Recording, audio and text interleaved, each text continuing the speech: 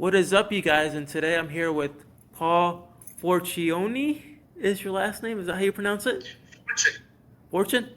Fortune. Yeah, Fortune. Fortune. Fortune. Okay. that's right. He is a motivational life coach with cerebral palsy, and I'm looking forward to hearing his story about how he's overcome his cerebral palsy over time and how he became a life coach. So, Paul, please take it away. Thank you, David. First off, it's an honor going on your show. I know that we share a lot of similar things as far as the motivation and having cerebral palsy. So it's kind of an honor to talk with you and like-minded people like we are. Tell me a But little. my story, Oh, I'm sorry. I was about to ask. Tell me a little bit about how you grew up and a little bit about your story. absolutely, no problem. So basically, I was diagnosed with cerebral palsy. I was an infant. So basically what happened was, as a baby, I wasn't moving the right side of my body, and my mom was very concerned about it and took me to the doctors and ran some tests, and I was diagnosed with cerebral palsy. And apparently the doctors thought it was so severe that they thought I would never be able to walk and that I would be wheelchair bound for the rest of my life. Well, thank goodness for a great mom and a great mindset. That wasn't my story. She got a second, third, fourth, fifth opinion. Finally, found a physician that was willing to help us, and that's when my intense journey of physical therapy started. I had my first feet when I was 3. I was able to walk, defying the doctor's orders that he told me I was never going to be able to walk, and I was able to walk. I don't really remember that, but I do remember being put into soccer when I was 5 years old. And at the time, I was only able to run 25 to 50 yards when these other kids are running laps around the soccer field. And I felt so defeated. And I said to my mom, I don't want to play soccer. I mean, this is ridiculous. I can only run so far, and these kids can run around me, and it's just not very fun for me. And my mom told me, that's fine. If you don't want to play soccer anymore, that's okay. But you have to honor your commitment. So after the season's over, you don't have to play soccer anymore, but we have to finish out the season. So that's what happened. I finished out the season, and I never played soccer since. I got my second break when I was 6 years old. I got surgery on my right foot to tighten up the tendon in my right foot, to give me a little bit more spring in my step, and to basically take away the pain I was feeling when I ran. And around the same time of this operation, I switched schools. And I didn't test it out yet, but I remember my first day of PE, physical education. We did our stretches, and the teacher says, okay, run a lap. And I'm thinking to myself, here we go again. Oh I'm going to boy. run 25 to 50 yards, and these other kids are gonna start teasing me because that's all I can run. But because of my surgery on my right foot, it was different. I was able to go past that point where I normally have to stop. And I remember saying to myself, come on, Paul, you got this, bud. Keep going, bud. And I finished the lap with the other kids. On the outside, I kept it cool, but on the inside, I was like, yes, yes, yes. Finally, the first time in my life that I just fit in with the other kids. And because of the surgery, things got easier for me, but I wouldn't consider them easy. I switched schools again in junior high, and junior high is just, you're as a teacher, junior high is a tough age. People, they're going through hormone changes, and they're not exactly the nicest people at that time. They're very, very honest, and they say what's on their mind. Not only that, but you're very self-conscious about what you look like and the people around you and what they're saying around you, and just you're around that age. You're technically establishing who you are as a person, who you will be in the future. And I know I dealt with it personally. From name calling to being told I was too slow in the classroom, all those things, and I'm pretty sure you dealt with that as well. So, yeah. Yeah, absolutely. I dealt with it on a daily basis, and I was bullied, teased pretty much every single day. And around the same time, I was raised Catholic, so my mom wanted me to go to a Catholic high school. So I had to take an assessment test to see where I was at academically. And I must have bombed the test, because when I met with the principal and with my mom, the principal tells me that they're going to put me at the lowest level possible, and don't expect much out of him. He's not college material. So I had a principal tell me that. I'm being bullied and teased at school. I'm coming home and crying myself to sleep because I'm so sad about all that's going on. And remember, midway through my 8th grade, I was just sick of feeling sad and angry all the time. Those are my emotions. And I'm like, I'm not that way. That's not my emotions all the time. But because of what was going on, that was the 2 emotions I was feeling the most. So I thought to myself, what could I do to change that? What could I do to distract me from all these horrible feelings that I'm feeling? And at the time, I loved baseball. So I thought to myself, what if I set a goal for myself? What if I try to make my varsity baseball team? So I said, okay, let's go. I played fall ball, winter ball, spring ball. If I wasn't doing that, I was throwing a tennis ball against the wall, and I was doing this over and over and over again. And the beautiful thing about this, David, was I was changing my energy that I was sending out to the other kids. I had my shoulders back, my head up. And because of this energy that I was putting out to these kids, instead of bullying and teasing me, they started rooting for me. So my high school career was much different than my junior high career, all because of the energy change that I did. And I'm happy to tell you that I was able to make my varsity baseball team as a junior and a senior. And then I graduated high school, right? And I'm thinking to myself, wow, this was a huge feat for me. I mean, years ago when I made the goal, it was next to impossible with somebody with cerebral palsy making a varsity baseball team, but I was able to do it. So I thought to myself, I thought about what the principal told me many years ago, saying that I wasn't college material. And I go, well, why does she get to tell me that? Why?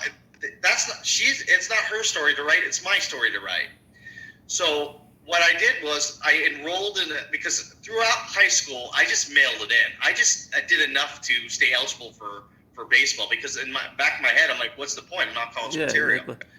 So I enrolled in a junior college, took that 2.0 to 3.5, and then I transferred to a university, and I graduated from the university. I still wanted to go back to that principal and say, see, you were wrong. I was college material, but I didn't, because I actually should thank her, because she gave me the motivation to want to go after college as hard as I did, and I don't know if I would have had the motivation if she didn't say that to me. So I should, instead of being angry about it, I should thank her for giving me the motivation to strive for more than I thought I ever could. And now I graduated college. I have no life experience. I have no idea what the heck I want to do with my life, right? That's how it usually is. I have what was that? I'm sorry? That's how it usually is. You graduate and then you have no idea what you're going to do. You're completely lost. You know? That happened to me too. That's right. I spent 2 years volunteering. So yeah. Yeah, so I didn't know what I wanted to do. I had a family friend who was a CEO of a small bank, and he said, why don't you try becoming a loan officer, mortgage loan officer? So, all right, I'll give it a try. I've never tried that before. Let's try it. So he got me a job, and when I got there, everybody shunned me. Nobody wanted to talk to me. And the reason why they didn't want to talk to me was because they knew my relationship with the CEO, and they knew that I got the job because of who I knew and not my talents. So they were very resentful of me because of that. So I was finding myself sitting alone at lunchtime. Nobody wanted to talk to me, and I went back to my junior high days. I haven't felt this way until my junior high days. So I started to think about what I did in junior high to overcome all that. And at the time, that was baseball. But I thought, what attributes could I share in this situation? And the attributes were ignoring the noise and putting your head down and work hard. So that's what I did. I worked extremely hard. If anybody asked me to do a task, I did it in a timely manner. I had a positive attitude all the time. And from afar, because they didn't want to talk to me, from afar, I was watching how the top loan officers conduct business. And I remember when I felt it was time for me to go out in the field to get loans, I remember my family friend going, what are you doing? And I go, I'm going to, it's time for me to go get loans. And he's like, no, you're not ready yet. You need more training. I go, no, I got this. He says, okay. And I can tell you, David, I fell on my face more times than I like to admit. I was doing this month after month after month, which it was very, very hard. It was struggling. But then something clicked. I started to realize the value I could add to my clients. And once I started to figure out the value that I could give to my clients, things started to come into place. And then 2 years later, I became a top producer. And a lot of the people that were ignoring me were coming to me for advice. So I just flipped the script. And then I really enjoyed the mortgage industry, and I was having a great time doing it. Then 2008, 2009 hit, and the economy just changed. Oh yeah, I remember that. It just went downhill. So much, that it was was terrible. just brutal. I was Yeah. well, I was in high school at the time. Actually, I was in my 10th grade year. I was a sophomore back when the economy went down.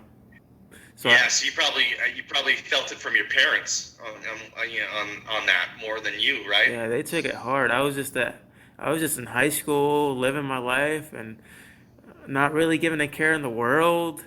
And then life hits after high school.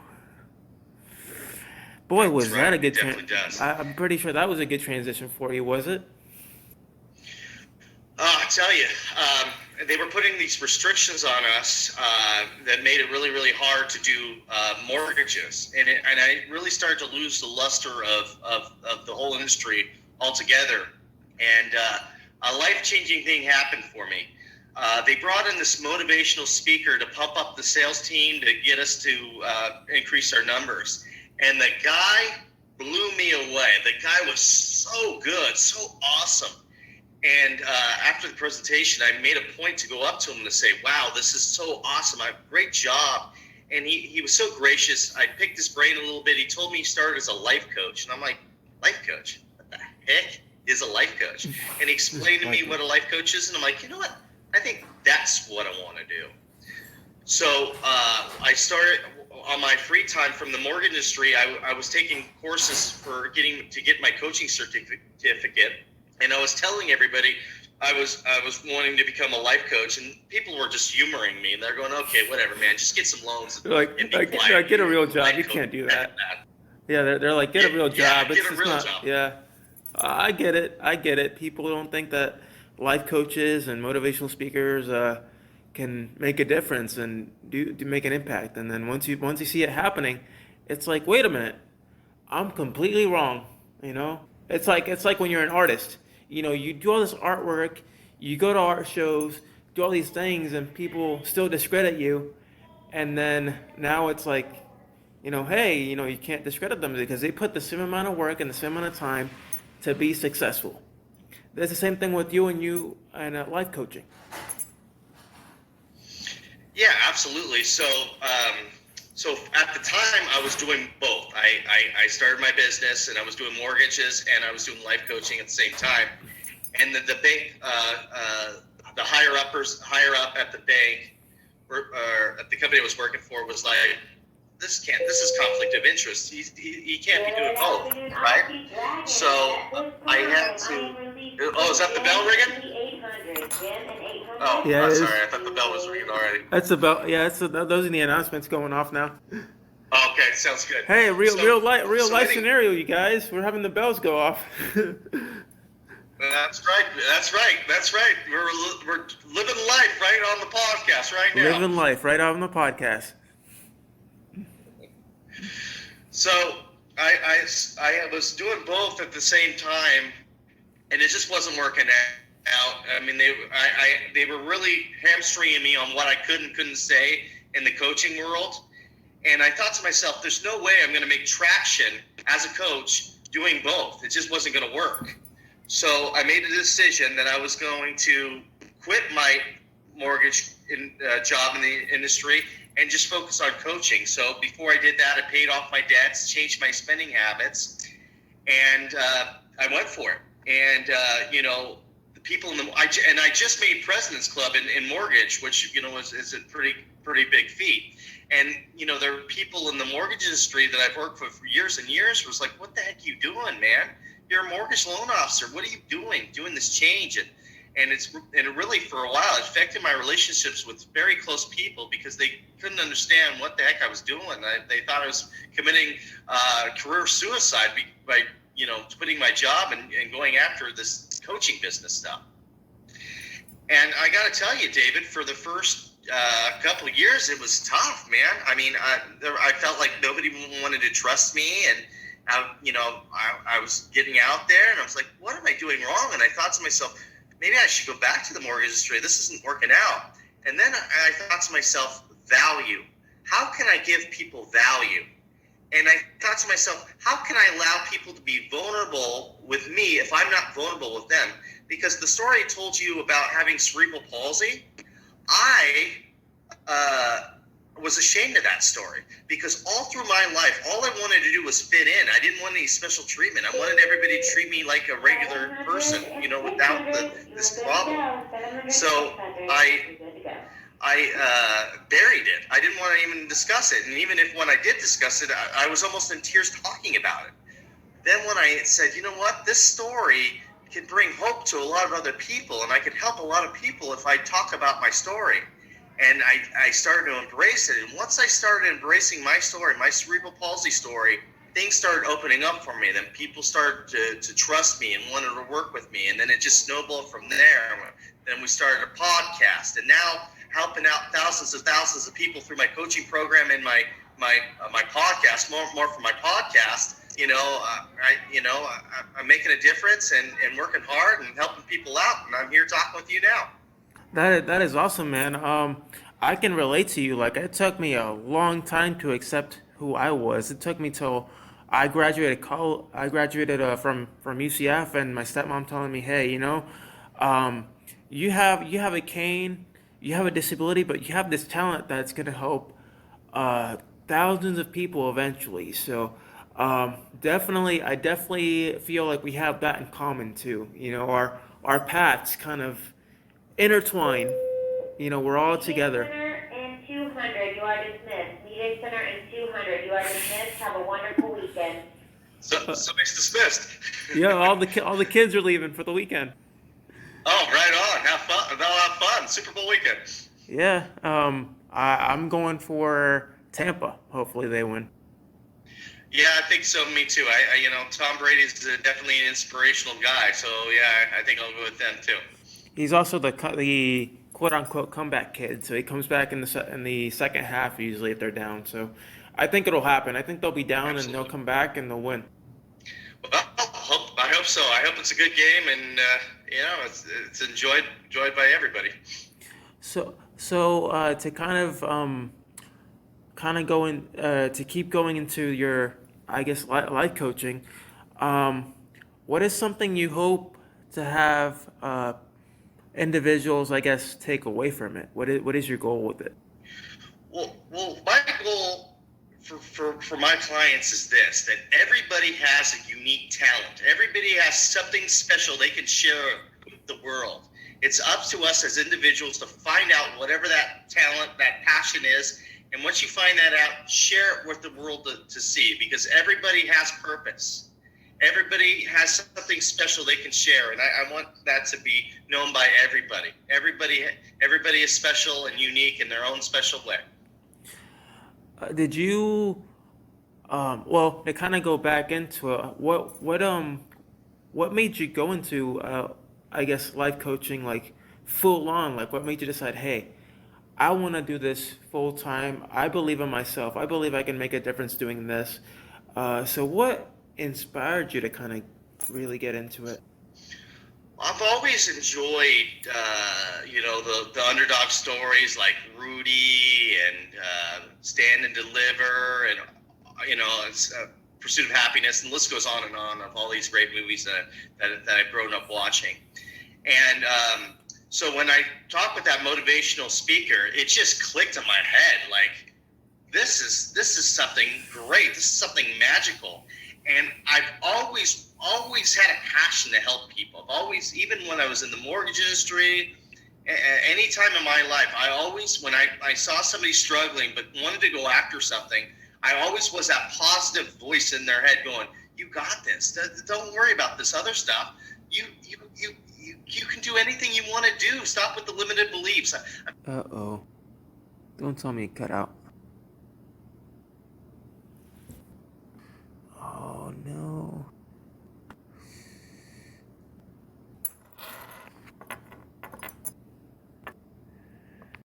It's a wonder. All right, there we go. All right, so where were you? I'm sorry, guys. We have to pick back up because we had some technical difficulties. But I'm back here with Paul Fortune, and he was, I guess, discussing uh, his reason for getting into life coaching. So Paul, continue. I'm sorry. Oh, no worries, no worries. So basically, I don't know where I cut off, so I apologize if I repeat myself a little bit. But I've always loved the underdog story, Rudy, Pursuit of Happiness, Stand and Deliver, and it's always been rooted in me. And I remember people struggling in school or mortgage industry or wherever I was in my life, and they wanted to strive for more. I've always been that voice to say, "Come on, you got this. Push through these limited beliefs. Keep going forward." Obviously, I don't know if I use the word limited beliefs. That's what I use now as a coach, but it was something of those lines. And when I met with that motivational speaker, it just clicked to me in my head, like, this is it. This is what I want to do. I want to help people go after whatever they want to go after, rewrite their story, grab back that pen and write the story they want to write, not what other people want them to write, but what they truly want to write. And that's been my passion ever since I got into coaching. That is awesome. We need more people like ourselves to get out there and just motivate, educate people. Just being able to tell our side of the story, because a lot of people when they see us, we live in a society where we're constantly being stigmatized for the way that we look, the way that we talk, our career aspirations, um, things like that. I'm looking forward to kind of talking to you on your show a little bit about myself and my athletic career and how I became a motivational speaker. And it's something that people um, need to realize is that we're more than just the CP or disabled label. We're individuals with career goals and aspirations, and we're there to just Yeah, just do absolutely. our And thing. what I'd like to I'm sorry. Go ahead. Okay. Well, I want to add to what you're saying. It sounds like you did this, and I've done this in my life. That we're using our CP as an advantage, not a disadvantage. We're using our story to help people, and because we're doing that, it's bringing us up, right? I mean, because if you and I can do it with the disability of having CP, then why can't somebody who doesn't have CP, that doesn't have a disability, do it, right? We did it. Why can't they do it, right? I mean, so it's all about like, hey, if I can do it, if David can do it, why can't you do it? Exactly. It's like the quote I always use at the end of every video and end of every podcast. If I can do it, so can you. That's all. That's what I always use so that people can hear it. Now, I've had people tell me, I had my first hate comment when I used the quote. They're like, "Oh, but you're being condescending towards many people." Now, I'm not using "if I can do it, so can you" as a way to address one population. I'm addressing all kinds of disabilities, people that are struggling. Anybody can do it, but they felt condescending and decided to, I guess, spew hate, as they call it. So, but I left it alone. I said, thank you for watching, for listening. You don't have to agree, and I just left it at that. I'm not a confrontational individual. I don't like confrontation. I try to handle it, as cordial and as professional as possible because some people like to, poke the bear, until it decides to, but not me. Yeah, I'd like to know though what they meant by condescending. I mean, I'd like to know where they were coming from on that point, because just taking your quote as it is, I don't find that being condescending at all. I find Yeah. that being very inspirational. I guess it's all about trusting one's heart. If they feel that you're true to your heart, and I know you feel you are, David, and that's all that matters. I don't know if you subscribe to Gary Vee at all, but he talks about that all the time, about the hate, and he says, the hate's more on the other person, not on you. I mean, they took the time to watch your video to spew hate. I mean, that takes a lot of time and energy. So, Exactly. you know, really, they you know, you should feel bad for them that they felt so strongly to have their time and energy to put hate on somebody else. So, you know, just take it in stride. I mean, that's all you can do. You have to take it in stride and just move forward, and and like they say, positive when they see how positive you are and the way you kind of approach a situation, that's what makes them want to spew hate even more, because they see you being positive, and it's showing how they're missing that positivity themselves in their life. When they're negative, it means that something is missing. They're missing that one individual, or that one thing, that one piece of the puzzle that might help them become positive themselves. Yeah, I think the piece of the puzzle is self-love. If you love yourself, you truly love yourself, wholeheartedly love yourself, you really don't want to spew hate, because you're comfortable in your own skin. You don't need to do that. You're good. And I think that when I talk with a lot of my clients, and they talk about how far this person's at or this person's at, and I tell them, stop doing that. The competition is not with anybody else. The competition is with yourself. And if you feel like somebody's ahead of you in some way, reach out to them and see if they'll help you get to that level. Because a lot of times, if a lot of people feel flattered, right? If you're far along in your coaching business and somebody says, "Hey, Paul, how'd you get to that level?" I feel flattered and going, "Okay, this is what I did. This is how I got through it." I'm always willing to help other people in that, and I feel good about that. And I feel like, there's been several times where I went down the road like, "Oh man, this person's doing really, really well, and I'm not at that level." But then I get that shift back. I go, whoa, wait a minute. That's not my story. This is my story. I'm on a different journey path. My starting line and my finish line is a different place than that other person. And once I start realizing that again, I just keep focusing on myself. And frankly, I don't have the time to get hate. Exactly. I mean, there really is no time to hate. In our it's all about positivity. We just have to go on from there. No obstacles. We have to keep going.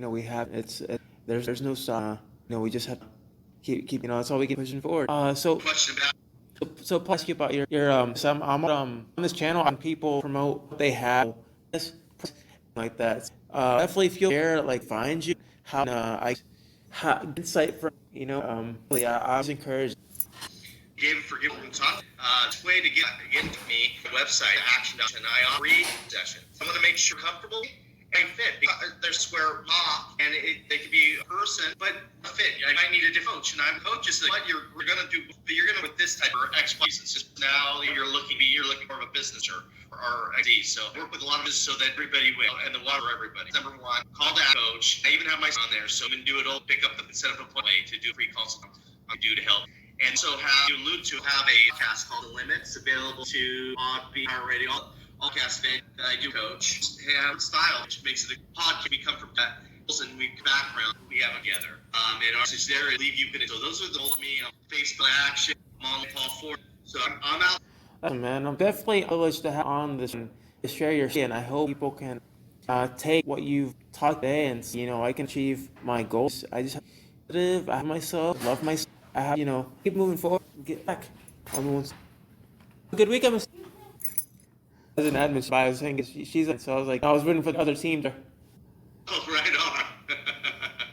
Yeah, but it's been great to have you. If you can send me those links to where we can find you, I can post those on the YouTube video, and then I can also post those on the podcast so people can find you. And I definitely put and then I'll definitely share the video with you, so that you can post it on wherever you usually post it. I don't know if you have a link tree. I do, where I can post everything on. And yeah, no, I post on it. Yeah. So you posted on Linktree as well? No, I don't have Linktree, but it would make it a lot easier for me if I set up a Linktree, so I don't have to do it individually all the time.